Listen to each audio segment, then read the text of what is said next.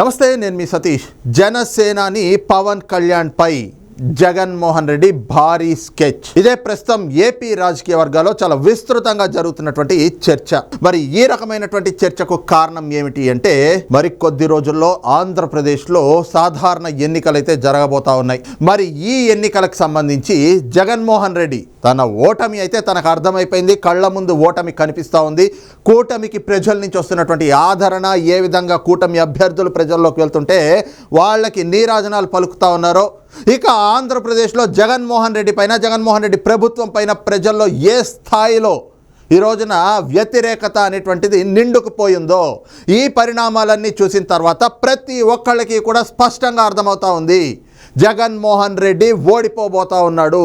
ఆయన ఇంతకాలం ఏదైతే ఒక్క ఛాన్స్ అంటూ అధికారంలోకి వచ్చాడో, 5 ఏళ్ల పాలనతోటి జగన్మోహన్ రెడ్డిని ఆ గద్దె నుంచి ప్రజలు దించబోతా ఉన్నారు. ఇక మళ్ళీ జీవితంలో జగన్మోహన్ రెడ్డి అధికార పీఠాన్ని ఎక్కేటువంటి పరిస్థితులు అయితే లేవు. ఇక వైఎస్ఆర్ కాంగ్రెస్ పార్టీ కూడా ఈ రోజున మునిగిపోతున్నటువంటి నావ. ఈ విషయం వైఎస్ఆర్ కాంగ్రెస్ పార్టీ నాయకులకు కూడా అర్థమైంది, జగన్మోహన్ రెడ్డితో పాటు. అందుకే వాళ్ళంతా కూడా దీపం ఉండంగానే ఇల్లు చక్కదిద్దుకోవాలి అని చెప్పి తమకి అవకాశం ఉన్నప్పుడే వెళ్ళిపోయారు. అందరూ కూడా జగన్మోహన్ రెడ్డి వైఖరి చూసి, ఆయన విధానాలు నచ్చక, ఆయన వ్యవహార శైలి నచ్చక ఇప్పటికే అనేక మంది తెలుగుదేశం పార్టీలోకి, జనసేనలోకి, బీజేపీలోకి, ఆఖరికి కాంగ్రెస్ పార్టీలోకి 2014 తోటి ఆంధ్రప్రదేశ్లో పూర్తిగా నిర్వీర్యమైపోయినటువంటి కాంగ్రెస్ పార్టీలోకి కూడా ఈ రోజున జగన్మోహన్ రెడ్డి విధానాలు నచ్చనటువంటి ఆ పార్టీ నాయకులంతా వెళ్ళి చేరిపోతూ ఉన్నారు. అయితే ఓటమి కళ్ళ ముందు కనిపించగానే జగన్మోహన్ రెడ్డి ఇంకో కొత్త కుట్రకైతే గనక తెరలేపాడు. ఏమిటది అంటే, కొన్ని స్థానాల్ని తానెటు ఓడిపోతున్నాడు, ఆ ఓటమి తనకు తెలిసిపోయింది. మరి తాను ఓడిపోతున్నటువంటి క్రమంలో తాను కొంతమంది ప్రత్యర్థులు, అంటే తనకు ఉన్నటువంటి కొంతమంది ప్రత్యర్థులు, అంటే మిగతా రాజకీయ పార్టీల్లో ఉండేటువంటి అభ్యర్థుల్లో కొంతమందిని మాత్రం సెలెక్టివ్గా టార్గెట్ చేసి వాళ్ళు ఖచ్చితంగా గెలవకుండా ఉండేందుకు అవసరమైనటువంటి మేరకు అక్కడికి డబ్బులు విధజమైనా కానీ, అధికారాన్ని ఉపయోగించైనా కానీ, ఏ రకంగా అయినా సరే అక్కడ వాళ్ళని ఓడించి తీరాలి. తాను అధికారంలోకి రావట్లేదు కాబట్టి వీళ్ళెవరూ కూడా చట్టసభలకు వెళ్ళకూడదు, వీళ్ళు కూడా విజయం సాధించకూడదు అని చెప్పి కొంతమందిని టార్గెట్ చేసి పెట్టుకున్నాడు. ఆ టార్గెట్ చేసినటువంటి ముఖ్యుల్లో ఒకరు పవన్ కళ్యాణ్ గారు. ఎందుకంటే మొదటి నుంచి కూడా పవన్ కళ్యాణ్ గారి పైన జగన్మోహన్ రెడ్డి వ్యవహరిస్తున్నటువంటి తీరు చూస్తే ఇది స్పష్టమవుతూ ఉంటుంది. కారణం ఏమిటి అంటే, జగన్మోహన్ రెడ్డి వ్యవహరిస్తున్నటువంటి తీరు పైన ఆయన ప్రతిపక్షంలో ఉన్నప్పటి నుంచి కూడా పవన్ కళ్యాణ్ గారు విమర్శిస్తూనే ఉన్నారు. కారణం ఏమిటి అంటే, జగన్మోహన్ రెడ్డి వ్యవహార శైలి, ఆయన వైఖరి ఏమిటి అనేటువంటిది ప్రజలంటే గనక మోసపోయారు. కానీ 2019 ఎన్నికల్లో పవన్ కళ్యాణ్ గారికి ముందే తెలుసు, తెలుగుదేశం పార్టీ అధినేత చంద్రబాబు గారికి తెలుసు, లోకేష్ గారికి తెలుసు, రాజకీయాల్లో ఉన్నటువంటి వాళ్ళకి తెలుసు. కానీ అమాయక ప్రజలకి తెలియదు. కాబట్టి 2019లో ఆయన వచ్చి కల్లబొల్లి కబుర్లు చెప్పి, మాయమాటలు చెప్తే, ఒక్క ఛాన్స్ అని అడిగితే తండ్రి లేని బిడ్డనని చెప్తే ఆ రోజున ఆయనకు అధికారాన్ని కట్టబెట్టారు. దాని పర్యవసానం ఏంటో 5 ఏళ్లుగా కూడా ఈ రోజున ఆంధ్ర రాష్ట్ర ప్రజలు అనుభవిస్తూనే ఉన్నారు. కానీ పవన్ కళ్యాణ్ గారికి 2019కి ముందే తెలుసు, 2014లోనే తెలుసు. అందుకే ఆ రోజు నుంచి కూడా ఆయన జగన్మోహన్ రెడ్డిని వ్యతిరేకిస్తూనే ఉన్నారు. 2019లో కూడా ఆయన ఒంటరిగా పోరాటం చేసేటప్పుడు కూడా ఆయన ప్రత్యర్థుల్లో జగన్మోహన్ రెడ్డి గారి పైన ఏ విధమైనటువంటి విమర్శలు చేశారో మనకు తెలుసు. కారణం ఏమిటి అంటే, జగన్మోహన్ రెడ్డి నేచర్, ఆయన జగన్మోహన్ రెడ్డి పేరు చెప్తే మనకు గుర్తొచ్చేది ఏమిటి? ఫ్యాక్షన్ రాజకీయాలు, హత్య రాజకీయాలు, కక్ష రాజకీయాలు, కుట్ర రాజకీయాలు. ఇవి తప్పితే ఇంకేమైనా గుర్తొస్తాయా? ఫ్యాక్షన్ రాజకీయం, హత్య రాజకీయాలంటే మనం చూస్తూనే ఉన్నాం కదా. పరిటాల రవి గారి ఇన్సిడెంట్ కావచ్చు, లేదంటే కనుక వివేకానంద రెడ్డి గారి అంశం కావచ్చు. ఈ రోజున హంతకుల్ని పక్కన పెట్టుకుని తిప్పుతున్నాడు మా అన్న అని చెప్పి జగన్మోహన్ రెడ్డి గారు చెల్లెళ్ళు చెప్తున్నారు కదా ప్రచారాల్లో. ఇంకేం కావాలి? కక్ష రాజకీయాలు, కుట్ర రాజకీయాలు చూసాం కదా. ఏ విధంగా కక్ష కట్టినట్టుగా ప్రతిపక్ష పార్టీ నేతలందరినీ కూడా అరెస్టులు చేయిస్తూ, అక్రమ కేసులు పెట్టించి, వాళ్ళని తప్పుడు కేసుల్లో ఇరికించి అక్రమంగా అరెస్టులు చేయిస్తూ అధికార దుర్వినియోగానికి పాల్పడ్డాడో మనం చూసాం కదా. ఇక అలాగే కుట్ర రాజకీయాలు, ఏ విధంగా మాజీ ముఖ్యమంత్రిని స్కీములు, ప్రభుత్వము ఒక నిర్ణయం తీసుకుంటే అది స్కీమ్ అవుతుంది. కానీ ఆ స్కీముల్లో కూడా ఎటువంటి ఆధారాలు లేకుండా కేవలం కుట్రపూరితంగా ఒక మాజీ ముఖ్యమంత్రిని నీకు రాజకీయ ప్రత్యర్థిగా ఉన్నారని చెప్పి ఆయన్ని అణిచివేయాలి అని చెప్పి తప్పుడు కేసులతో అక్రమ అరెస్టులు చేయించి కుట్ర రాజకీయాలు చేశాడు. ఇవి కదా జగన్మోహన్ రెడ్డి చేసింది. ఈ విధానాల తర్వాతే కదా పవన్ కళ్యాణ్ గారు వెళ్ళి తెలుగుదేశం పార్టీతోటి పొత్తు పెట్టుకుంది, తెలుగుదేశం జనసేనల పొత్తు కలిసింది అక్కడే కదా, ఆ పొత్తు పొడిచింది కూడా అక్కడే కదా. అయితే మొదటి నుంచి కూడా జగన్మోహన్ రెడ్డికి ఉన్నటువంటి ప్రత్యర్థుల్లో ఒకరు పవన్ కళ్యాణ్ గారు. మరి 2019లో కూడా పవన్ కళ్యాణ్ గారు అటు గాజువాకలో కానీ ఇటు భీమవరంలో కానీ గెలవకూడదు అని చెప్పి ఏ విధంగా కక్ష కట్టారో అందరికీ తెలుసు. ఏ విధంగా జగన్మోహన్ రెడ్డి వ్యవహరించి అక్కడ డబ్బులు విదజమ్మి తమ పార్టీ అభ్యర్థులు గెలిచే విధంగా ఎలాగా ఆయన చేశాడు అనేటువంటిది కూడా మనం చూసాం. ఇకపోతే 2019 ఎన్నికల్లో అధికారంలోకి వచ్చిన తర్వాత మొదటి నుంచి కూడా తెలుగుదేశం జనసేనల పొత్తు పొడవకూడదని చెప్పి వాళ్ళ పొత్తు పొడవకుండా ఏ రకమైనటువంటి కుట్రలు చేస్తూ ఒకవైపున తన పార్టీలో ఉన్నటువంటి కాపు నేతలందరినీ కూడా తెరపైకి తెచ్చి పవన్ కళ్యాణ్ గారిని తిట్టిస్తూ, అది కూడా ఎలాగా ఆయన పైన వ్యక్తిగత దూషణలు, ఆయన వ్యక్తిగత జీవితానికి సంబంధించినటువంటి అంశాలు తీసుకొచ్చి వాళ్ళ చేత తిట్టిస్తూ, ఆయన వైవాహిక జీవితాల గురించి తిట్టిస్తూ, ఆఖరికి ముఖ్యమంత్రిని అన్నటువంటి విచక్షణ, ఆ ఇంగిత జ్ఞానాన్ని కూడా మర్చిపోయి ఆయన వేదికల మీదకి వెళ్ళి స్కూల్ పిల్లని ఎదురుగా పెట్టుకుని పవన్ కళ్యాణ్ గారు పెళ్ళిళ్ళు పెళ్ళాలు అంటూ మాట్లాడినటువంటి ఒక నీచపు సంస్కృతి జగన్మోహన్ రెడ్డిది. ఇక ఈ క్రమంలోనే ఈ పొత్తు పొడవకూడదని కూడా ఎన్నో కుట్రలు చేశారు. దానికోసం కూడా కాపు నేతలు అని చెప్పి కొంతమందిని తీసుకొచ్చాడు. ముద్రగడ పద్మనాభం, హరిరామ్ జోగయ్య. వాళ్ళ అసలు రంగులు ఏమిటో ఇవాళ బయటపడ్డాయి. వాళ్ళ ముఖాలకు ఉన్నటువంటి ముసుగులు తొలగిపోయినాయి. మేమంతా కూడా వైసీపీ వాళ్ళ మేరా అని చెప్పి వాళ్ళకి వాళ్లే ఒప్పేసుకున్నటువంటి పరిస్థితి. ఎందుకంటే వాళ్ళు వెళ్ళి ఈ రోజున ఆ పార్టీలోనే చేరారు కదా. అలాంటి వాళ్ళని కూడా తెరపైకి తీసుకొచ్చి పవన్ కళ్యాణ్ దగ్గరికి తన కోవర్ట్లుగా పంపిద్దాం అనుకున్నాడు జగన్మోహన్ రెడ్డి. అయితే కుదరలేదు. పవన్ కళ్యాణ్ గారు ఆ రోజున తెలుసుకున్నారు కాబట్టి కుదరలేదు. అయితే ఈ పొత్తు పొడిచిన తర్వాత కూడా అనేక కుట్రలు చేస్తూ ఉన్నాడు. ఇప్పుడు ఇక ఆఖరి గడియలు వచ్చేసినాయి. జగన్మోహన్ రెడ్డికి ఎక్స్పైరీ డేట్ దగ్గర పడింది. ఇంకొక 15-20 రోజుల్లో ఎన్నికలు ఉన్నాయి. ఎన్నికల్లో జగన్మోహన్ రెడ్డి ఓడిపోబోతా ఉన్నాడు. మరి ఈ సమయంలో ఏం చేయాలి? పవన్ కళ్యాణ్ గారు గెలవకూడదు అని చెప్పేసి ఆయన ఎక్కడ నిలబడ్డా కూడా అక్కడ పెద్ద ఎత్తున డబ్బులు విదజిమ్మైనా కూడా ఆయన్ని గెలవనీయకుండా చేయాలి అనేటువంటి ఒక కుట్రకైతే గనక తెరలేపాడు. అందులో భాగంగానే మనం చూసాం కదా, ఏదైతే పవన్ కళ్యాణ్ గారు పిఠాపురం నుంచి పోటీ చేస్తున్నారు అనేటువంటి అంశాన్ని ప్రకటించిన వెంటనే అక్కడ ఏదైతే అసమ్మతులు చెలరేగే విధంగా తన పార్టీ సోషల్ మీడియా ద్వారా తెలుగుదేశం అభ్యర్థి వర్మ గారికి ఏదో అన్యాయం జరిగిపోతోంది అంటూ ఆయన వర్మ గారు కూడా ఎక్కడ ఇబ్బంది పడలేదు. వీళ్ళు బాధపడిపోయారు. అసలు వైసీపీ సోషల్ మీడియా బాధపడిపోయింది. ఇదిగో ఈ విధంగా చంద్రబాబు నాయుడు తన రాజకీయ అవసరాల కోసం తన పార్టీ నాయకుల్ని బలిగొంటాడు అని చెప్పేసి ఇంకో రకంగా పెద్ద ఎత్తున ప్రచారాలు చేయించారు. కానీ ఏమైంది? వర్మ గారు నేరుగా చెప్పారు, పవన్ కళ్యాణ్ గారిని గెలిపించడం నా బాధ్యత అని చెప్పారు. ఆయన ఖచ్చితంగా పవన్ కళ్యాణ్ గారిని అత్యధిక మెజారిటీతో అక్కడ గెలిపిస్తాను అని చెప్పి ఆ బాధ్యతల్ని తన భుజాల మీద వేసుకున్నారు వర్మ గారు. ఈ రోజున ఏ విధంగా ఆయన అక్కడ పిఠాపురంలో వైసీపీ చేస్తున్నటువంటి ఆగడాలన్నింటినీ కూడా ఎండగడతా ఉన్నారు. పవన్ కళ్యాణ్ గారితో కలిసి ఏ విధంగా ప్రచారాలు చేస్తూ ఉన్నారు. ఇప్పటికే ఫిక్స్ అయిపోయింది, పిఠాపురం జనసేన ఖాతాలోకి వెళ్తా ఉంది. పవన్ కళ్యాణ్ గారు అత్యధిక మెజారిటీతో పిఠాపురంలో గెలవబోతా ఉన్నారు. కానీ ఏదైతే పవన్ కళ్యాణ్ గారు పిఠాపురంలో కూటమి అభ్యర్థిగా అక్కడ ఆయన పోటీ చేయబోతా ఉన్నారో, ముందే అక్కడ ఒక అభ్యర్థిని తీసుకొచ్చి వంగ గీత అని చెప్పేసి ఎంపీగా ఉన్నావిడ. ఆల్రెడీ మనం చూసాం ఆ షెఫ్లింగ్లు, ఎంపీగా ఉన్న వాళ్ళని ఎమ్మెల్యేలుగా ఉన్న వాళ్ళని ఎంపీలుగా, ఇలా అభ్యర్థులు తికమక ఈ గత్యంతరం లేని పరిస్థితుల్లో ఉన్న వాళ్ళకే టికెట్లు ఇచ్చుకునే పరిస్థితులు ఇవన్నీ చేసిన జగన్మోహన్ రెడ్డి వంగ గీత అనేటువంటి ఒక మహిళని తీసుకొచ్చి, ఎంపీగా ఉన్నటువంటి ఆవిడ్ని తీసుకొచ్చి ఆవిడ్ని పిఠాపురంలో పవన్ కళ్యాణ్ గారికి ప్రత్యర్థిగా అక్కడి నుంచో పెట్టారు. ఇక ఉమెన్ కార్డు వాడారనమాట. ఇదిగో ఒక మహిళ నిలబడింది కదా, అందులోనూ మన సామాజిక వర్గం కదా, ఇది కదా అది కదా అని చెప్పేసి స్థానికురాలు కదా అని చెప్పి ఆ విధమైనటువంటి ఒక ఉమెన్ కార్డుని వాడుతూ పవన్ కళ్యాణ్ గారిని ఓడించాలి అనేటువంటి లక్ష్యంతో 150 కోట్ల రూపాయలు అక్కడ డంప్ చేశారు ఆల్రెడీ. అది మొదటి విడత మాత్రమే.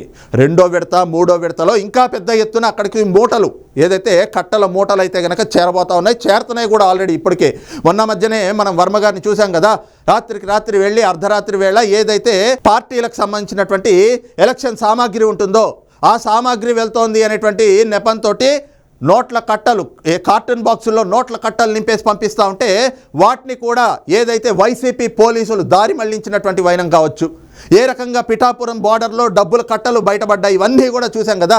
వాటన్నిటిని బట్టబయలు చేస్తూ ఉన్నారు ఈ రోజున తెలుగుదేశం, జనసేన, భారతీయ జనతా పార్టీ కార్యకర్తలు, నాయకులు. అయితే పవన్ కళ్యాణ్ గారిని ఓడించాలి అని చెప్పి వందల కోట్ల రూపాయలు ఈ రోజున పిఠాపురంలో అలాగ డంప్ చేసి వాటన్నిటిని కూడా పంచుతున్నటువంటి పరిస్థితి. కారణం ఏమిటి అంటే పవన్ కళ్యాణ్ గారు గెలవకూడదు, ఆయన అసెంబ్లీకి వెళ్ళకూడదు అనేటువంటి టార్గెట్ చేసుకున్నాడు జగన్మోహన్ రెడ్డి. ఇకపోతే ఇంకో వైపున బ్లేడ్ బ్యాచ్ల్ని కూడా రంగంలోకి దింపారు.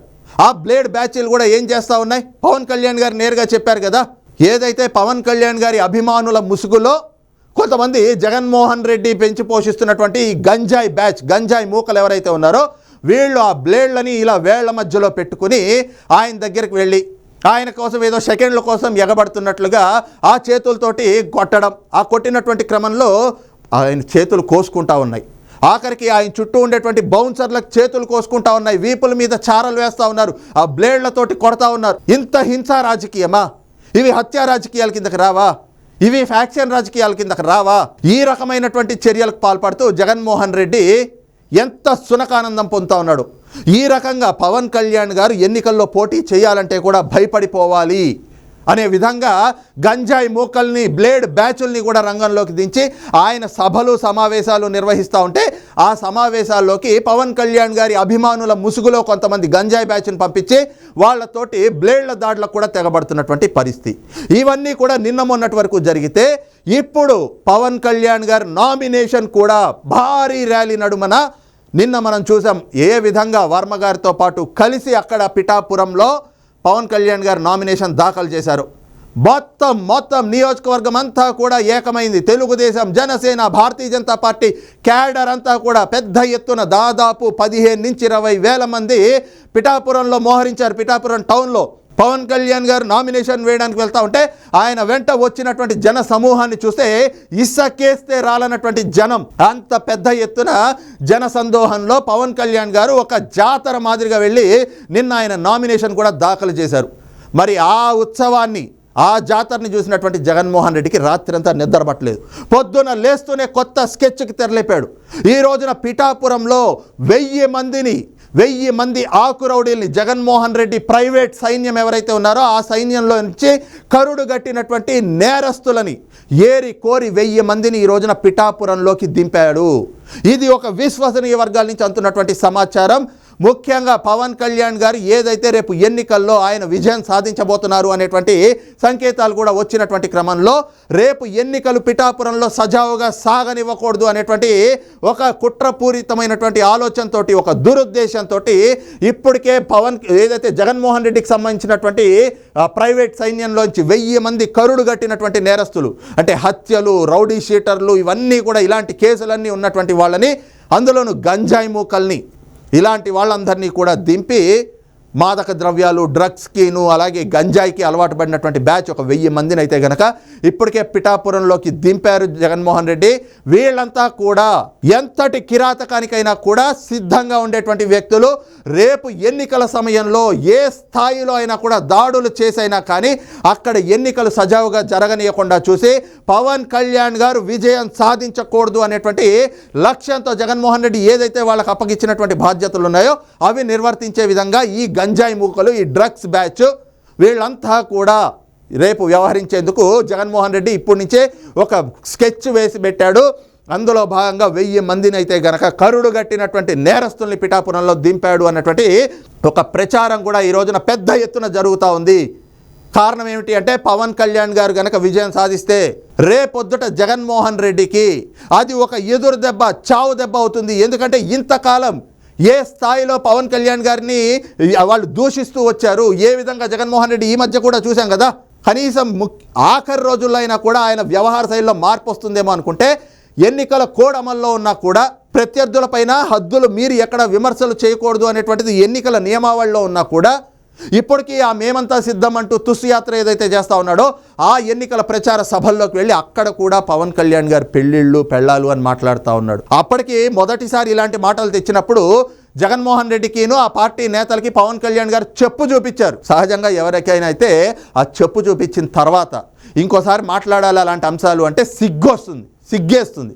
కానీ సిగ్గులేని జన్మలు కదా ఇవి. వైఎస్ఆర్ కాంగ్రెస్ పార్టీలో ఉన్న వాళ్ళవి, జగన్మోహన్ రెడ్డితో మొదలుకొని ప్రతి ఒక్కళ్ళది కూడా అలాంటిదే కదా బ్రతుకులు వాళ్ళవి. అందుకని మళ్ళీ అదే అంశాలపైన తీసుకొచ్చి ఆయన్ని ఆ మాటల దాడి చేస్తే ఆయన కృంగిపోతారు, మెంటల్గా వీక్ అయిపోతాడు, ఆయన ఎన్నికల నుంచి పారిపోతాడు అనుకున్నారు. కానీ పవన్ కళ్యాణ్ గారు అలా చేసే వ్యక్తి కాదు. ఆయన ధీటుగా సమాధానం చెప్పారు. 4 పెళ్ళిళ్ళు అని చెప్పి జగన్మోహన్ రెడ్డి అంటే, అవును నా 4వ పెళ్ళాన్ని నువ్వే రా అన్నారు. తర్వాత ఏ విధంగా సోషల్ మీడియాలో జగన్మోహన్ రెడ్డి ట్రోల్ అయ్యాడో కూడా చూసాం కదా.